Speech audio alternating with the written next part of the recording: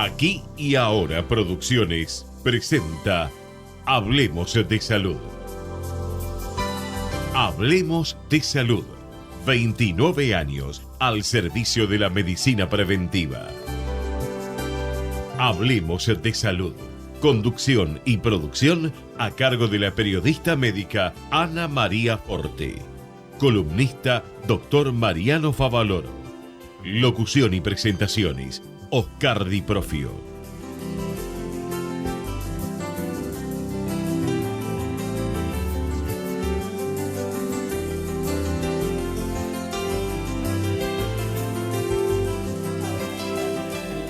Soy Ana María y los invito a un nuevo programa de Hablemos de Salud. Como siempre nos visitan amigos de años, columnista de lujo, y se incorpora a nuestro staff una excelente profesional que ya la voy a presentar. Bueno, les comento, estamos con el doctor Mariano Favaloro, cirujano cardiovascular, y él va a hablar acerca de la diabetes. También se incorpora la doctora Carolina Carrillo, que es bióloga, diplomada en comunicación científica de IDEC Barcelona, investigadora del CONICET, entre otras cosas. Realmente brillante su carrera. Va a hablar acerca de qué hablamos cuando hablamos de Chagas.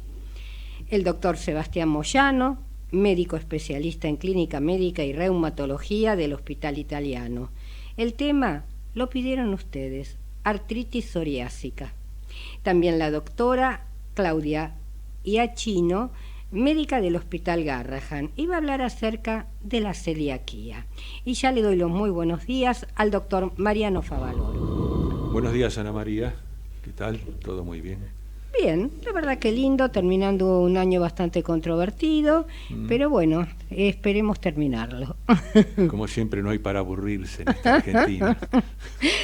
Vos sabés que yo una vez, hablando con un médico, ahora en Salta, en el Congreso del Azar, uruguayo, dicen, los uruguayos estamos admirados de las veces que se caen y se levantan. Explícame cómo hacen, no puedo explicártelo. Lo vivo simplemente. Bien, Mariano, diabetes. Diabetes, bueno, es una enfermedad metabólica y caracterizada por el aumento de las tasas de glucosa en sangre. Hay varios tipos de diabetes. Básicamente ahora se está tratando de hacer una subdivisión inclusive, pero lo fundamental, lo básico es las dos formas clínicas, que son la diabetes tipo 1, que es sobre todo infanto-juvenil y que tiene una causa básica que sería autoinmune, y la diabetes tipo 2, que es la diabetes del adulto, que es, no se sabe bien, hay un componente hereditario genético, pero básicamente, bueno, es una alteración del metabolismo de la glucosa como un agotamiento del funcionamiento del páncreas, y también provocada no solo por eso, sino que es el componente íntimo final, sino que está íntimamente relacionada, y sobre todo por eso está, apareciendo, y yo diría casi explotando en el mundo, porque está relacionado con la obesidad, el sobrepeso y la obesidad, o sea, el exceso de ingesta de calorías. En la vida moderna, la falta de actividad física, la disminución de la actividad física, y entonces se produce este cuadro de diabetes tipo 2, que se llama, que es la más al que peligrosa. Nos vamos a referir. La más peligrosa, en realidad, la más severa en general es la tipo 1. La 1, la severa, perfecto. Claro, es la más severa. Bien. Porque aparece inclusive en chicos, en infantes, o en jóvenes, y exige un tratamiento muy intenso desde el momento que se la detecta. Generalmente son los pacientes que se llaman insulinodependientes, donde el páncreas ya tiene un funcionamiento muy, muy escaso. No es el caso de la diabetes tipo 2 o tipo del adulto, que puede tener o pareciera que tiene un componente genético, y sobre todo metabólico por el exceso de ingreso de calorías, el sobrepeso y la obesidad, que produce una alteración metabólica donde el páncreas provoca un doble mecanismo. El agotamiento del páncreas por el exceso de insulina que necesita secretar para compensar el exceso de glucosa en sangre. Y segundo, justamente es la aparición de lo que se llama resistencia a la insulina, porque el tejido graso, el tejido adiposo, predominante en estos pacientes en general, tiene un metabolismo muy, muy importante, muy acelerado, y entonces es también lo que influye al agotamiento del páncreas, y es lo que también se considera como un factor de insulinoresistencia. Dijiste autoinmune, ¿qué quiere decir? Autoinmune predomina en la infancia, esa es a la diabetes que yo no me voy a referir. Quiere decir que hay un mecanismo por el cual el sistema inmune ataca a los islotes de Langerhans, o sea, los que producen la insulina en el páncreas, y entonces va disminuyendo, va desapareciendo la funcionalidad de estos islotes. Actúa sobre el sistema inmunológico, que no solo la diabetes puede actuar, sino que cualquier tipo de enfermedad. No, porque hay que tener la enfermedad que ataque al páncreas. No todas las enfermedades atacan al páncreas. No me estoy refiriendo a eso. Vuelvo a hacer la pregunta. Hay enfermedades autoinmunes que no son diabetes. No, lógico, la Entonces, mayoría no son por eso diabetes. yo te preguntaba, ¿qué quiere decir el sistema autoinmune? Que los médicos lo dicen a diario. ¿Cómo se puede fortalecer el sistema autoinmune, o nos bajan las defensas y aparece la enfermedad? ¿Me explico la pregunta? Sí. No, Bien. en este caso no se pueden fortalecer las defensas ni nada. Aparece el ataque del sistema inmune a los propios islotes de Perfecto. Langerhans y no se puede favorecer. Correcto.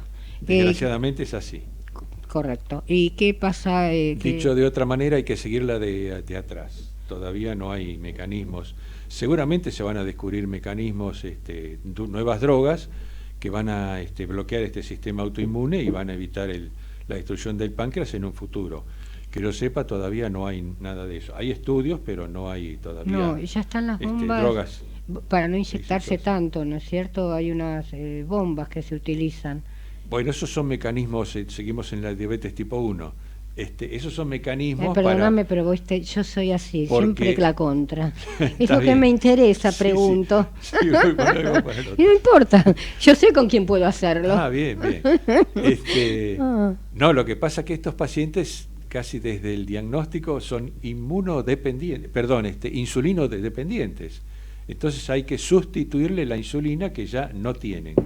Entonces, bueno, se van inventando distintos mecanismos para que tengan provisión de insulina en lo posible las 24 horas. Bien. Por eso se implantan bombas que se van rellenando con insulina, y la bomba tiene sensores de la glucemia automáticos, y va liberando insulina para ir compensando. Perfecto, la tecnología fue avanzando a pasos agigantados. Exactamente. Vamos va a la aumentando. parte que estabas hablando vos y yo te derivé. La tipo 2. La tipo 2, lo que pasa que el alarma y la finalidad de presentar esta patología ahora es que, dadas las mejoras en la vida humana, mejoras en el sentido de que hay más menos esfuerzo para hacer las cosas, más transporte, los trabajos no son con tanta actividad física, que se va reemplazando por máquinas, y de esa manera entonces al tener menos actividad física progresivamente, y a su vez es mucho más fácil obtener comida que es más barata hoy día y está más al alcance de la mano, y para peor tenemos la comida más barata, es la comida industrializada de bajo calidad nutricional pero de alto poder calórico, o sea, ricas en grasas, sal y azúcar, hace que todo esto forme un combo que facilita la aparición de la obesidad. Menos actividad física y más comida, sobre todo hipercalórica y más rica e industrializada, entonces hace que aparezca sobrepeso y obesidad. Y aquí es donde empieza el desbalance y empieza el páncreas a no alcanzar a cubrir las necesidades de insulina y aparece el aumento de la glucosa en sangre. Eso es íntimamente lo que se llama diabetes. Perfecto, tenemos un solo minuto como para decir, no llegar o sea, uno puede no llegar a la diabetes o puede cuidarse siendo diabético. Puede retrasar la aparición si es que va a aparecer la diabetes del adulto. Eso es muy importante. Segundo, se está transformando no solo en una epidemia, sino en una pandemia que va a producir un desequilibrio, se calcula, en el futuro económico, inclusive por los sistemas de salud que no van a poder cubrir los gastos de esta enfermedad. Cada vez hay más tecnología, más cara. ¿Qué diferencia hay entre epidemia y pandemia? La epidemia es focos en distintos lugares del mundo. La pandemia cuando se generaliza todo el globo terráqueo. Por ejemplo, un país que no es que tenga bienestar social, pero donde hay mayor tasa de diabéticos es en la India, por los sistemas de alimentación, y bueno, ahí ya es una epidemia también yo no me imaginaba, que ibas a decir Estados Unidos por tanta grasa. Estados Unidos es el otro país que le está, digamos, empatando a la India. Ajá. En cuanto a porcentaje poblacional que padece la diabetes. Sí. Y entonces se calcula que para el 2030, 40 o 50 ya va a ser una pandemia mundial, donde va a ocasionar un gasto en salud que va a ser difícil de manejar para el globo terráqueo. Bien, yo por eso es la importancia de esta enfermedad. Totalmente hay que cuidarse, y no porque uno coma productos... Más actividad física, más actividad lo habías dicho ya, y no porque uno coma productos comprados en una dietética se va a comer como siempre digo, ¿no? Un frasco de dulce porque no le hace mal. Todas esas cosas hay que explicarlas realmente. Hay que cuidarse, y yo calculo que en el año 40, como va la ciencia, no va a pasar nada de eso. Porque en estos últimos 31 años ya llevamos, cambió tanto, pero tanto, muchas cosas para bien y otras cosas para mal. Te doy un dato nada más final. Sí. En la Argentina en el año 85 había el 8% de la población. Hoy ya nos estamos acercando al 12% de la población en la Argentina de diabetes tipo 2. Sí. Atención con estas cifras. Sí, obvio. Hay que cuidarse. Bien, vamos a hacer una pequeña pausa y luego continuamos. Señor empresario o profesional de la salud, la difusión de su producto o servicio a través de nuestro programa es el medio más eficaz para acceder al público. Comuníquese con el Departamento de Publicidad 154-989-0420.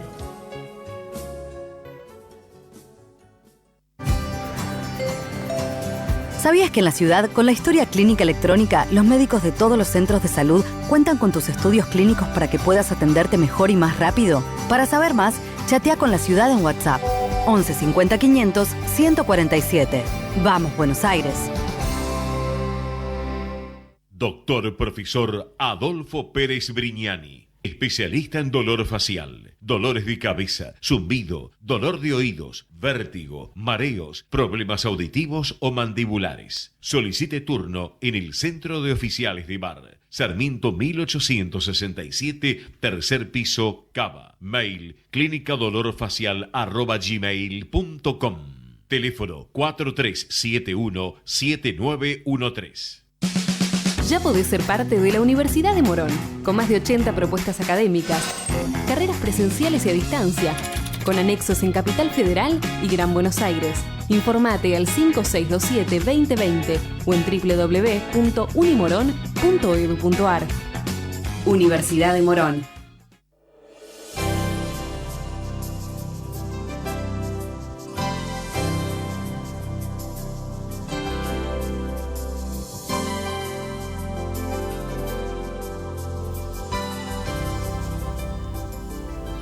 Y continuamos con Hablemos de Salud. Y ya estamos, con nuestra nueva adquisición, la doctora Carolina Carrillo, que ya la presenté. Y te pregunto, ¿qué ¿Qué hablamos cuando hablamos de Chagas? Bueno, nosotros somos un grupo que trabajamos en comunicación, en educación y en didáctica del Chagas, justamente porque muchas veces, como se habla poco de Chagas, también se habla con ciertos prejuicios o se habla un poco mal. Entonces es una pregunta pertinente de qué hablamos cuando hablamos de Chagas, y hablamos de algo que es mucho más complejo que una enfermedad. Cuando hablamos de Chagas hablamos de cuestiones biomédicas, epidemiológicas, pero también políticas, educativas y sociales. Entonces nos gusta decir que el Chagas es mucho más que una enfermedad, que es una problemática de salud socioambiental. Yo recuerdo que, 31 años atrás, cuando venía algún profesional a hablar de Chagas, decían el mal de Chagas. Sí. Le sacaron el mal, ¿por qué? Sí, es una pregunta súper pertinente esa. Hablar de mal de algo, años atrás se utilizaba la expresión desde el punto de vista biomédico para referirse a algún problema de salud en el cual no estaba identificada o la causa o el cuadro clínico o alguna de todos los puntos necesarios para describir una enfermedad. El caso del Chagas nunca fue ese, porque en 1909 Carlos Chagas, un médico sanitarista brasilero, se fue al sur de Brasil a atender un problema que se repetía entre los mineros, cardíaco y etcétera, y en un solo año, esto es en toda la historia universal del conocimiento, una sola persona en un solo año identificó cuál era el agente que provocaba la enfermedad, cuál era el ciclo natural, cuáles eran las formas y los estadios del parásito y las características clínicas. Entonces, hablar de mal desde el punto de vista biomédico es impropio cuando hablamos de Chagas. Y desde el punto de vista antropológico y social, hablar de mal suma un valor de juicio, de valor, que tiene un impacto de discriminación y estigmatización que no está bueno, y menos en referencia al Chagas, que históricamente estuvo asociado a cuestiones de discriminación. Sí, yo recuerdo que 30 años atrás, calculo, se decía el sidótico. Exacto. ¿Está? Bien, con respecto a... Perdón, y respecto a eso, sí, también es valioso porque hoy día a nadie se le ocurre utilizar esa palabra, se escucha, utilizar esa palabra, ni hablar de las personas que tienen cáncer como los cancerosos. Sin embargo, hoy día todavía es frecuente escuchar que se habla de chagásicos o chagásicas.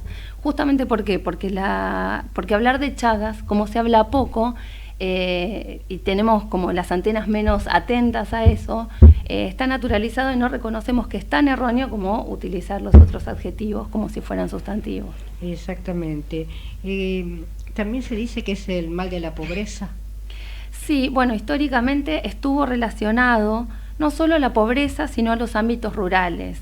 Y entonces también a veces nos resulta como confuso y es necesario distinguir lo que está asociado a la campesinidad, que no siempre es lo mismo que la pobreza. Sin duda, los sectores más vulnerables económicamente, rurales, están altamente impactados por el Chagas. Pero estaría bien que repensemos al Chagas no solamente como un problema asociado a la pobreza, sino ahora que se ha extendido a zonas urbanas y no solamente a Latinoamérica, sino que ha sido globalizado. Y Carrillo, ¿cuál es el vector de transmisión? Bueno, históricamente el vector de transmisión es lo que nosotros llamamos vinchuca, es un insecto hematófago que según los distintos países latinoamericanos tiene distintos nombres, barbeiro, pito, chipo, etc. En Estados Unidos le llaman kissing bug. Y ese es el vector, el insecto transmisor, que no transmite al parásito que produce la enfermedad por la picadura, sino por las heces, a diferencia de lo que pasa con los mosquitos del dengue, ¿no? La vinchuca es... Al defecar, ¿no es cierto? Claro, es súper glotona y entonces cuando tiene la oportunidad de picar y alimentarse, toma un exceso de sangre y como tiene un exoesqueleto rígido, eso le causa presión y la fuerza que hace al succionar hace que defeque en simultáneo. En esa caca están los parásitos. y en general cuando la vinchuca pica uno le pica y se rasca, entonces con las microabrasiones que se hacen en la piel por las uñas o incluso por el agujerito que queda del pico de la vinchuca, el parásito puede entrar. Otras vías de transmisión son también, si yo me chupo los dedos y tengo parásitos en las uñas y en los dedos, existe la vía digestiva. También existe la vía vertical, de mujer embarazada a bebé en embarazo, posiblemente también en parto. Y me está faltando alguna vía por transfusiones de sangre infectada, no chequeado, lo mismo que por la donación de órganos. Pero no de persona a persona. No, esa es una buena pregunta. El Chagas no se transmite por darnos besos, abrazos, tomar mate juntos, tener relaciones sexuales, ni tampoco por la lactancia materna. ¿Es cierto que una persona se puede dar cuenta que tiene Chagas a los 50 años? Sí, porque el Chagas tiene una característica que es que de todas las personas que tienen Chagas, solo el 30% van a tener manifestaciones clínicas, que en general están asociadas a problemas cardíacos. En otros casos pueden ser digestivos y en casos muy extremos o muy particulares pueden ser neurológicos. Entonces, una persona puede estar infectada con el parásito y puede no tener manifestaciones en toda su vida. Y puede que a largo plazo tenga alguna manifestación. Solo el 30% de las personas que tienen Chagas tienen manifestaciones. Y otro dato importante es que solo el 10% de las personas que están infectadas saben de su condición. Y solo el 1% accede a un tratamiento. Exactamente. Y por ejemplo, en los bebés, ¿cómo se manifiesta? Bueno, la mayoría de los bebés que nacen con Chagas son asintomáticos. Entonces eso, por un lado, es una suerte porque no tienen todavía manifestaciones, pero la desventaja es que muchas veces es difícil identificarlo tempranamente. Y cuanto más temprano se identifica la infección, más posibilidades de que el tratamiento sea efectivo. Uh-huh. Y, por ejemplo, la persona con Chagas, ¿cómo es la calidad de vida? Bueno, hay de todos los tipos, como distintos tipos de condiciones e infecciones. Hay personas que tienen simplemente una arritmia cardíaca, hay personas que tienen problemas más graves cardiológicos o digestivos, y hay personas que no tienen ningún tipo de manifestación. De hecho, entre las personas con las que nos comunicábamos y con las que trabajamos, hay un chico que es maratonista y que tiene Chagas. Uh-huh. Y corre maratones. Vos bien dijiste que a través de una transfusión de sangre se puede transmitir. Por eso es tan bueno el hecho de el cuestionario que a uno le hacen cuando va a donar sangre y que no se olviden de nada. Exacto, sí.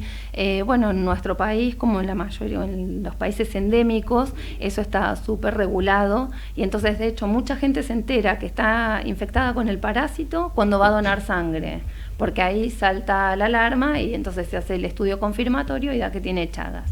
En nuestro país no sería una vía de transmisión esa, justamente por los controles que hay.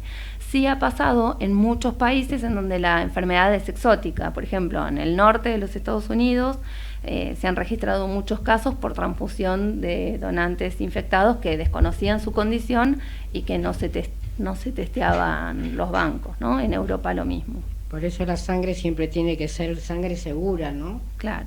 Donde uno la recibe. Con respecto a las viviendas, por ejemplo, las de adobe y paja, ¿atraen más a la vinchuca? Bueno, eso también es una pregunta súper interesante, porque a las vinchucas lo que les gusta es tener determinadas condiciones de sombra, de resguardo, que no necesariamente están asociadas ni al adobe ni a la paja, ¿no? Las vinchucas no discriminan respecto del tipo de materiales con los que están construidos una casa, sino que identifican hábitats que les resultan más cómodos o ventajosos. Entonces, una casa de cemento, ladrillos y techo de yeso puede tener vinchucas si es una zona de alta presencia de vinchucas y no se controla. Entonces es sumamente importante esto de distinguir que el hecho de una casa de adobe no es un motivo para asumir que va a haber vinchucas. De hecho, en el norte ahora hay muchas iniciativas de petit hotel, para gente con mucho dinero y que son súper chic, y sin embargo están hechas con adobe y techo de paja. Entonces ahí se comprueba una vez más que no es el problema ni el adobe ni la paja, sino cómo se cuida eso, y que no está relacionado tampoco a quién mora ahí adentro. Uh-huh. Y por ahí la gente puede llegar a pensar, ¿y por qué no fumigan? Bueno, hay un plan nacional de Chagas que se combina con los planes provinciales y municipales, y bueno, como el país es federal, cada provincia y cada municipio tiene un poco de libre albedrío, y entonces es súper variable la calidad del funcionamiento de la fumigación, pero sí se hacen esas campañas, claro que sí. De hecho, gracias a estas campañas, el último viernes de agosto de cada año es el Día Nacional por una Argentina sin Chagas, aprovechando que está por llegar la temporada de explosión de insectos, y entonces es a propósito el momento para recordar que tenemos que hablar de Chagas, pensar en Chagas y accionar sobre Chagas. Uh-huh. También, yo soy muy imaginativa, pero la pregunta te la hago. También puede migrar en bolsas de papa o cualquier otro alimento. Sí, por supuesto. De hecho, hay casos documentados, por ejemplo, en las playas del sur de Brasil, donde hubo un brote epidemiológico de Chagas digestivo, porque había almacenadas frutas, azaí, una fruta que es muy frecuente en Brasil, y ahí en el azaí había vinchucas, y la fruta se procesa directamente con una especie de licuadora, y entonces las vinchucas también fueron a parar ahí, estaban infectadas, y entonces hubo parásitos en ese jugo y hubo un brote epidemiológico. Entonces nosotros podemos encontrar vinchucas en leños, en frutas apiladas, etcétera. Entonces, y si eso se transporta, pueden ser transportadas, por supuesto. Acá en Argentina, ¿hubo algún importante brote epidemiológico? No, históricamente ha habido situaciones de mucha gravedad, pero como sostenidas en el tiempo, en algunas regiones donde había altísima población de vinchucas infectadas. El trabajo sostenido en el tiempo ha hecho que no aparezcan así como explosiones momentáneas, sino que sistemáticamente se hayan podido ir como conteniendo en algunos lugares con más eficacia y en otros con menos. Genial, has pasado la prueba. Qué bueno. Ya sos nuestra. Deja un mensaje, tenemos un minutito. Bueno, es importante que cuando hablamos de Chagas hablemos sin conceptos discriminatorios o estigmatizantes, y que pensemos que cualquiera de nosotros puede tener Chagas, teniendo en cuenta que el Chagas no discrimina, es urbano y global, lo mismo que rural y latinoamericano, y cualquiera de nosotros tiene derecho a hacerse el diagnóstico en forma gratuita, y en caso de ser positivo, de recibir un tratamiento también ofrecido por el Estado. Perfecto, y ya hay una placa para los que nos están viendo por internet. Yo te agradezco muchísimo, y desde ya te voy a invitar para otro programa. Cómo no, con todo gusto, hay mucho más para decir. Muchísimo, gracias. ¿Vamos al corte? Vamos la radio, somos tu voz. Vamos con Eco, siempre la verdad y la mejor información. OnFit, la primera cadena de gimnasios low cost premium de la Argentina. www.onfit.com.ar. Podés vernos en vivo en ecomedios.com. Contenidos audiovisuales. Conectate con nosotros. Línea directa 4-325-1220. Si usted tiene alguna inquietud sobre su salud o la de su familia, Hablemos de Salud les responde vía mail. Tomen nota: hablemosdesalud@hotmail.com o a través de nuestra página www.hablemosdesalud.com.ar. Doctor Profesor Adolfo Pérez Brignani Especialista en dolor facial, dolores de cabeza, zumbido, dolor de oídos, vértigo, mareos, problemas auditivos o mandibulares. Solicite turno en el Centro de Oficiales de Bar, Sarmiento 1867, tercer piso, Cava. Mail clinicadolorfacial@gmail.com. Teléfono 4371-7913. Profesora Karina Uranga, cosmiatra, tratamientos faciales y corporales personalizados. Para contactarse 011 69 68 11 12 o vía mail karinauranga@hotmail.com.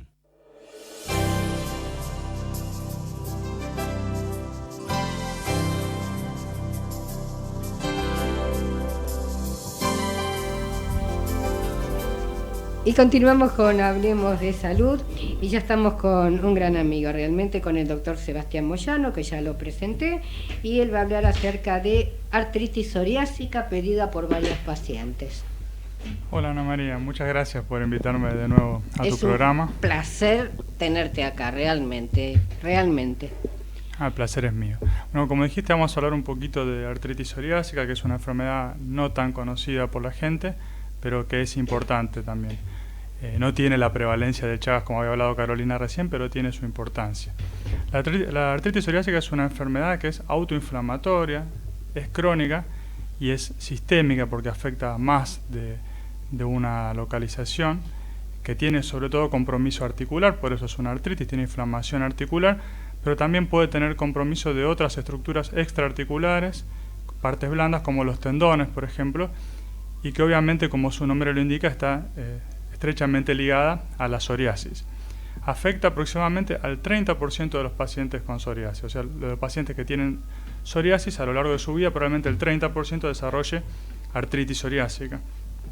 Y si uno lo quiere ver epidemiológicamente, no tenemos datos tan concretos a nivel local como suele pasar, pero se estima más o menos que tiene una prevalencia de 0.07%. Traducido a un número un poquito más fácil, 7 de cada 10.000 personas. Y si lo ve incidencia por año, ¿cuántas personas? 0,06%. O sea, por año, 6 de cada 10.000 personas desarrollan artritis psoriásica. Haciendo estimaciones a través de distintos reportes de varios centros de mayor prestigio acá en Argentina. ¿Y esto cuándo se descubrió? Mira, se viene describiendo desde el siglo XIX, pero oficialmente fue alrededor de la década del 60 que se instauró como una enfermedad en sí, porque puede tener muchos subtipos la artritis psoriásica y quizás no ser tan florido al comienzo como la artritis reumatoidea o confundirse con otras cosas. Entonces, hasta que se fue definiendo, pasaron por ahí varios años. Y siempre se van actualizando los criterios de clasificación de las enfermedades en medicina para tratar de detectarlo de una manera más precoz y que no haya o falsos positivos, falsos negativos, que serían errores diagnósticos. Uh-huh. En cuanto a esta enfermedad, ¿puede llegar a ser hereditaria? No podemos establecerlo como algo hereditario así, pero entre las múltiples probables causas o factores que pueden intervenir, el componente genético sí tiene que ver. O sea, si uno tiene un familiar con psoriasis, tiene más probabilidad de tener psoriasis y más probabilidad de artritis psoriásica. Pero no es una cuestión monogénica, o sea, no interviene un solo gen, no se transmite de una manera vertical, directa, sino que hay más de un gen. La forma de herencia es bastante compleja. Además de la parte genética, intervienen factores ambientales, la epigenética, puede ser la obesidad, se puede asociar con una forma más severa de psoriasis. El tabaquismo se cree que también puede tener un rol. Se ha descubierto también muchas veces el inicio de la enfermedad con el microtrauma, o sea, el traumatismo repetitivo en lesiones en pacientes con psoriasis podrían llevar al desarrollo de la enfermedad. Estas son todas cuestiones hipotéticas que tienen cierta evidencia, pero bueno, hoy por hoy no podemos establecer una causa así lineal y simple.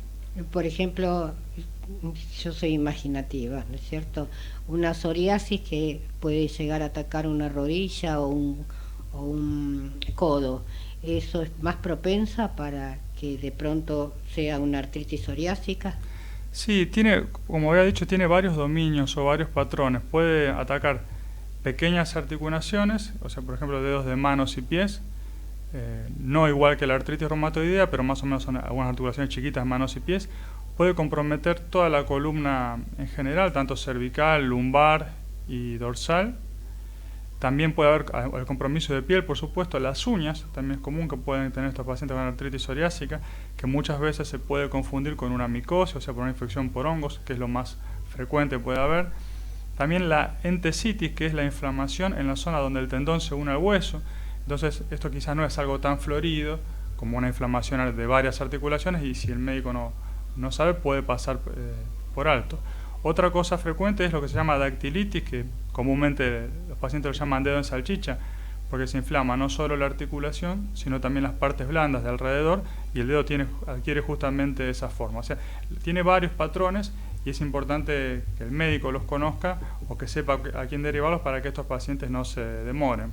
¿Y eso se puede llamar una enfermedad poco frecuente, esta combinación, o es una comorbilidad? Es una asociación muy fuerte. Hay una discusión filosófica, creo que no vale la pena entrar en detalle. Algunos plantean si la artritis psoriásica es una manifestación más o un subcompromiso de la psoriasis, y hay otros autores que plantean que son dos entidades diferentes. Creo que no vale la pena entrar en detalle, sí saber que los pacientes con psoriasis pueden tener riesgo de desarrollar artritis psoriásica y que a veces los síntomas al comienzo pueden no ser tan floridos, y es importante que haya una derivación oportuna.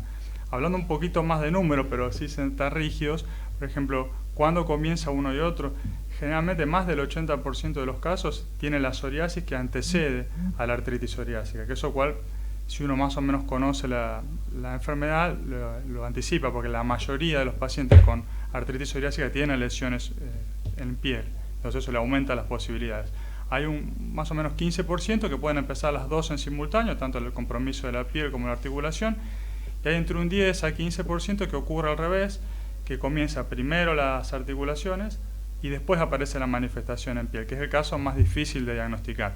Y se cree que desde que comienzan los síntomas en la piel hasta que aparece la manifestación articular suelen pasar en promedio entre 10 y 11 años, o sea que no suele aparecer al mismo tiempo. Y a su vez no siempre van de la mano, o sea, un paciente puede tener muchas manifestaciones cutáneas que le requieran tratamientos complejos, pero poca articular, o viceversa. Así que por eso es un desafío diagnóstico.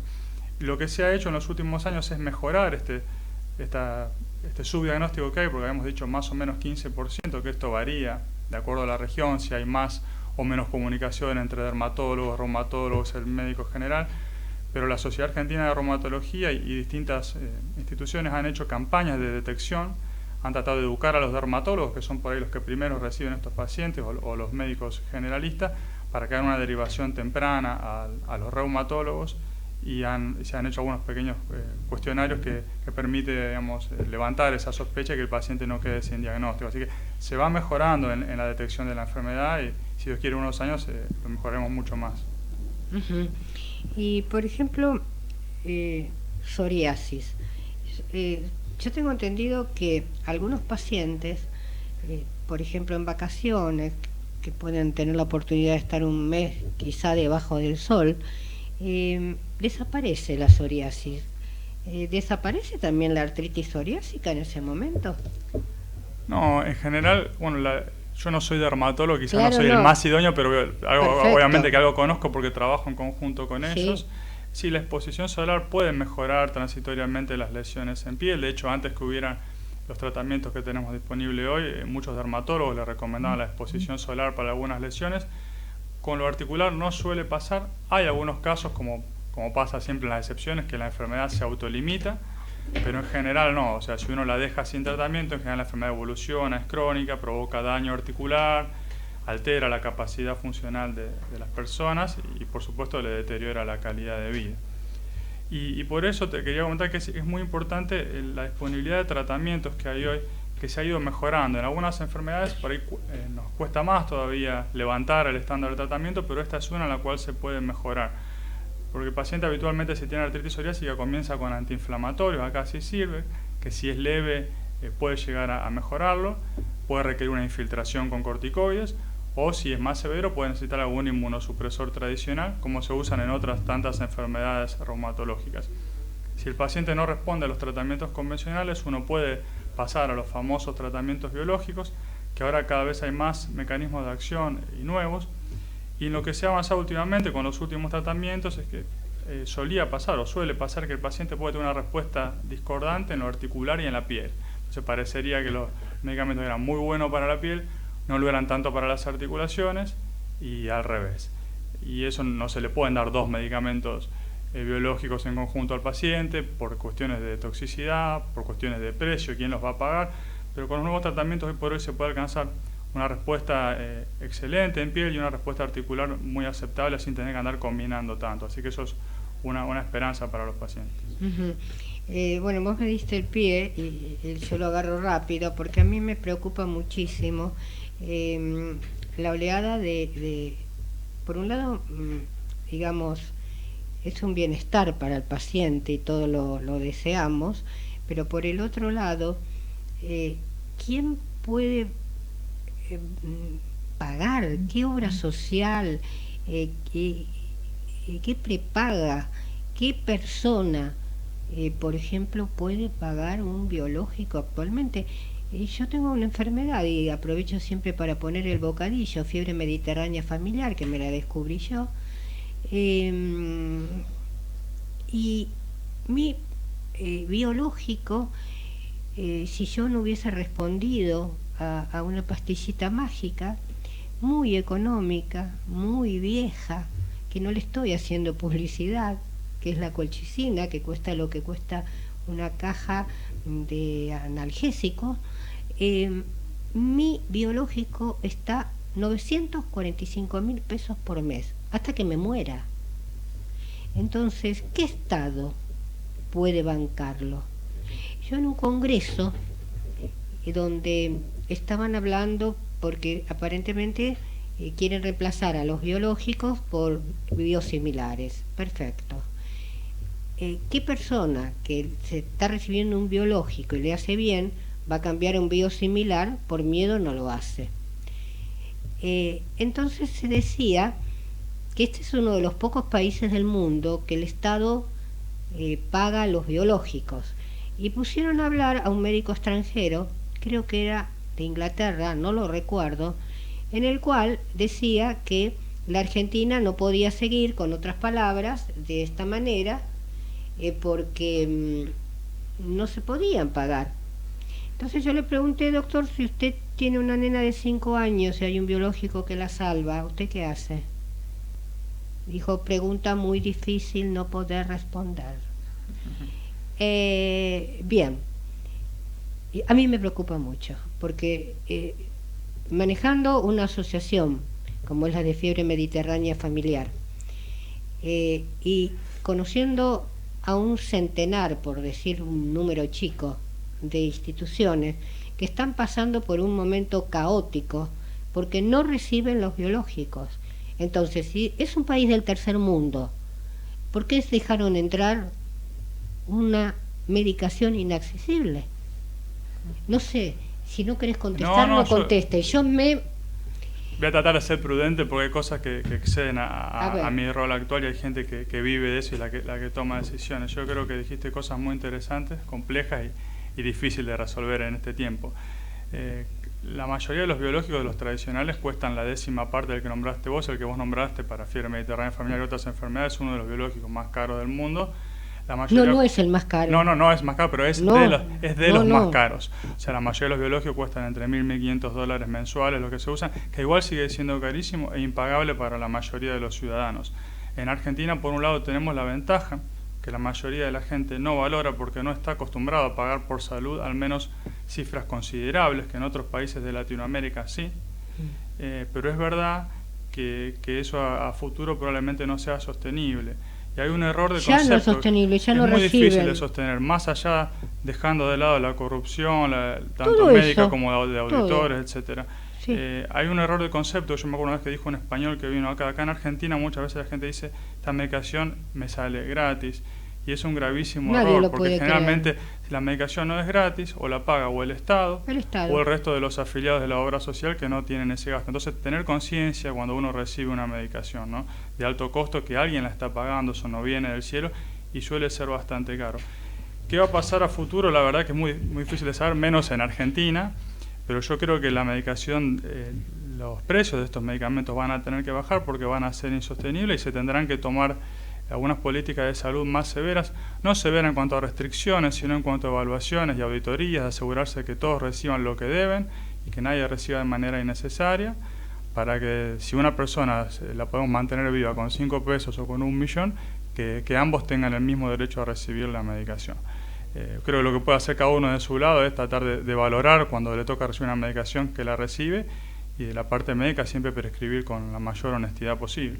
Lógico, yo en este momento estoy pasando con mucha angustia porque llegan a la asociación, nosotros estamos trabajando y derivando chiquitos al Hospital Gutiérrez por autoinflamatorias, por artritis, y al Hospital Garrahan, y hay chiquitos que ya no reciben la medicación que está un poquito más cara de lo que yo dije, y le pusieron, le dan a la mamá un papelito que dice suspendida la medicación por falta de entrega. Entonces es una pelea entre el laboratorio que dice nosotros la tenemos, el Estado dice nosotros no tenemos plata, y en el medio están los niños, los grandes también. Pero a mí me duele mucho la cantidad de drogas que necesitan biológicas y no se pueden conseguir. Sí, entiendo y coincido con vos, por acá estamos hablando de gente que no es responsable de haberse causado la enfermedad, como hay otros tantos ejemplos, que gente que es, no podemos decir culpables, pero que en parte es responsable de la enfermedad actual que parece. Acá hablamos de gente joven o incluso niños con enfermedades autoinmunes o autoinflamatorias y que tienen derecho. Yo creo que la vida no puede tener un precio. Por otra parte, para tratar de ser empático con los pagadores, piensen que si una persona muy joven o un niño requiere varios miles de dólares por mes para mantenerlo vivo durante un tiempo indeterminado, porque lo bueno es que con estos medicamentos estas personas pueden llevar una calidad de vida casi normal, o sea, hablamos de cualquier enfermedad como la psoriasis, llegar a una remisión, llegar a una remisión y sostenida, pero requieren la droga en el tiempo, no se puede retirar. Entonces, para el pagador, sea el Estado, sea una obra social, una prepaga, es un costo enorme. Ahora, como vos dijiste, si es una persona cercana a nosotros, ¿qué haríamos? Es difícil decir que no, pero es muy difícil también que eso se pueda financiar. Por eso hace falta políticas donde el Estado intervenga, donde garantice la transparencia y el acceso. Y sería bueno tener un sistema de salud un poquito más homogéneo y no que cada cual haga lo que quiera, porque tenemos un montón de sistemas, de microsistemas diferentes, donde el acceso es muy desigual y puedes tener 2 nenes con la misma enfermedad que porque les tocó nacer en lugares distintos dentro de Argentina, tiene una realidad completamente diferente. Yo te agradezco muchísimo, el tema da para mucho más tiempo, pero bueno, el operador me está diciendo corten que nos excedimos. Te agradezco muchísimo y bueno, cada vez que venís aprendo mucho. Gracias. Vamos a ese corte tan pedido. De salud es brindarles a través de una calificada información los conocimientos necesarios para la prevención de enfermedades mediante la promoción de la salud. ¿Sabías que en la ciudad, con la historia clínica electrónica, los médicos de todos los centros de salud cuentan con tus estudios clínicos para que puedas atenderte mejor y más rápido? Para saber más, chatea con la ciudad en WhatsApp 11 50 500 147. Vamos, Buenos Aires. Doctor Profesor Adolfo Pérez Brignani, especialista en dolor facial, dolores de cabeza, zumbido, dolor de oídos, vértigo, mareos, problemas auditivos o mandibulares. Solicite turno en el Centro de Oficiales de Bar, Sarmiento 1867, tercer piso, Cava. Mail clinicadolorfacial@gmail.com. Teléfono 4371-7913. Ya podés ser parte de la Universidad de Morón, con más de 80 propuestas académicas, carreras presenciales y a distancia, con anexos en Capital Federal y Gran Buenos Aires. Informate al 5627-2020 o en www.unimorón.edu.ar. Universidad de Morón. Look 5D transforma y crea una nueva imagen para una mejor comunicación con el entorno. Tratamiento integral para el cabello, rostro y cuerpo, depilación definitiva, masajes, maquillaje, cuidado de manos y pestañas. Trabajamos desde lo físico hasta lo energético. Look 5D, Formosa 389, Caballito, Ciudad Autónoma de Buenos Aires. Facebook e Instagram, Look 5D.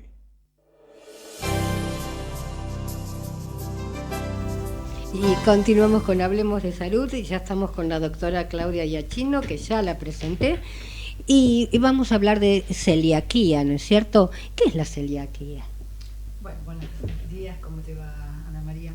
Es una intolerancia permanente al gluten que está en el trigo, cebada, centeno, y en la Argentina también se dice que es la avena, ¿no? Que tiene mucha menos toxicidad, pero bueno, el país considera que por determinados factores la avena también está incluida dentro de los intolerantes: trigo, avena, cebada y centeno.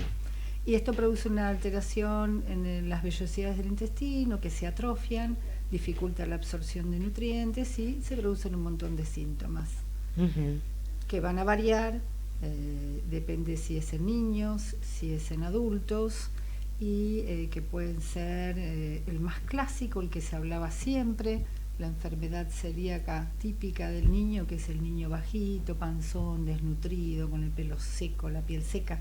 Es el que siempre sabemos, ¿no? De toda la vida.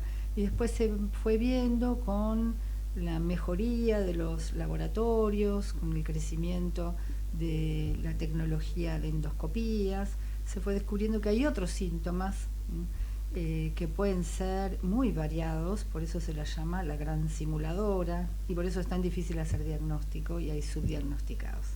Y dentro de esos síntomas puede haber solo caída de cabello, aftas a repetición, la piel seca, ampollitas en los codos, en los glúteos, dolor de panza, constipación, que no hace mucho tiempo ahora sabemos que un paciente puede ser eutrófico, con buena talla, buen peso, muy constipado, se le da dieta, se le da tratamiento y vuelve a ser constipado, tanto un niño como un adulto. Lo más frecuente es el sedentarismo, la conducta alimentaria, ¿no? Pero también puede ser celíaco, y eso no se considera. Entonces ahora un constipado pertinaz, que es constipado y no resuelve, hay que tener en cuenta y pedirle anticuerpos. Es lo bueno que ahora se puede pedir anticuerpos. Yo ejercí de maestra jardinera 14 años y ahora me doy cuenta que por lo que vos estás diciendo, que yo tuve un niño celíaco, porque tenían esos síntomas y se daba la cabeza contra la pared. Nunca me voy a olvidar de esa imagen, porque no movía el intestino por 4 o 5 días. Claro, puede ser por otra causa, pero también por enfermedad celíaca. Exacto. ¿No? Y antes no se tenía en cuenta. O puede ser un niño bajito, que en la lista de la fila del colegio hay el más bajito y el más alto, y es lo normal, lo que la naturaleza nos da, ¿no? Sí. Pero al más bajito hay que tenerlo en cuenta. Puede ser el que está dentro de su naturaleza, porque su mamá y su papá también son bajitos, está dentro de su carril genético, o puede ser un niño celíaco. Entonces siempre estar atento, que un niño bajo, una baja talla específicamente, puede ser varias cosas. Y una es una enfermedad celíaca, aunque no esté desnutrido, aunque esté armónico para su talla.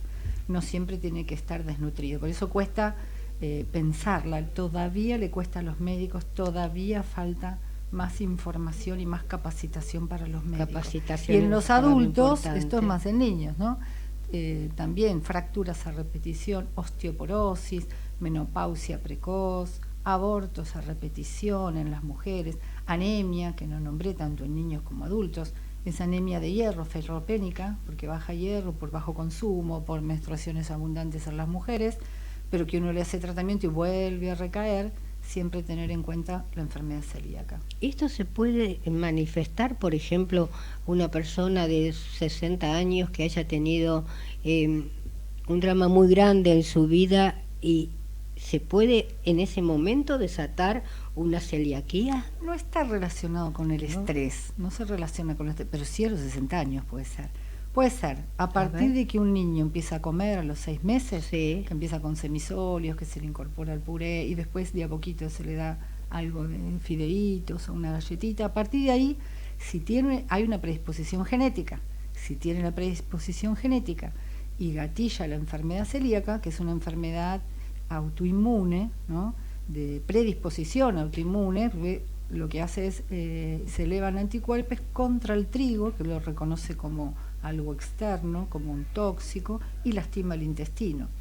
Y entonces se puede desencadenar a los 8 meses, 9 meses o a los 60 años. Un abuelito puede ser el que siempre parecía que estaba mal de la vesícula o tenía el colon irritable, y en realidad era celíaco. Ahora que uno piensa, todo colon irritable en algún momento habría que pedirle un anticuerpo, porque dentro de ese gran paquete del colon irritable, que es variar de diarrea, dolor de panza, constipación, puede haber escondido una enfermedad celíaca. Y yo conozco una persona de 60 años, un hombre que empezó de pronto a fracturarse. Lo tuvieron un año con un montón de estudios hasta que un médico descubrió que era celíaco. Claro. Por eso te preguntaba de o pronto, una mujer ¿no? menopáusica que ven que tiene osteopenia, ¿no? Tengo Exacto. conocidos, y que se le da el tratamiento y no mejora, pero resulta que aparte de tener menopausia no tenía osteopenia solo por la menopausia, sino porque era celíaca. Ah, bien. Entonces, siempre Y la tenerlo en condición, tenemos un minuto, sí. La condición, ¿puede tener condición y no ser celíaco? Condición, esa palabra, no. Puede ser sensible al gluten, quizá. ¿Sensible? La enfermedad celíaca es para toda la vida. Porque y algunos uno dicen, celíaco. tiene la condición, No, entonces es voy a repetir. Es un celíaco, es ¿O no? celíaco. Se tiene que hacer la dieta igual. Bien. La sensibilidad es otro tema, que Sí. es que uno no digiere bien el trigo, no se sabe bien por qué, pero uno realiza una dieta sin gluten y mejora sus síntomas gastrointestinales. Pero tiene que tener una endoscopía normal, anticuerpos normales, y eso lo tiene que hacer un especialista, decir, bueno, si mejora sin gluten, con todo esto normal, puede llegar a ser una sensibilidad. Bien. Claudio, me quedaría ahora charlando con vos, pero bueno, falta muchísimo por decir. Vamos a ver si en un próximo programa podemos, digamos, hacer más largo el tema, extenderlo. Señores y señoras, me quedaría horas charlando con ustedes. Lo único que puedo decir a los profesionales, gracias por haber estado en el programa y gracias a ustedes por estar viéndonos y escuchándonos. Chau, chau.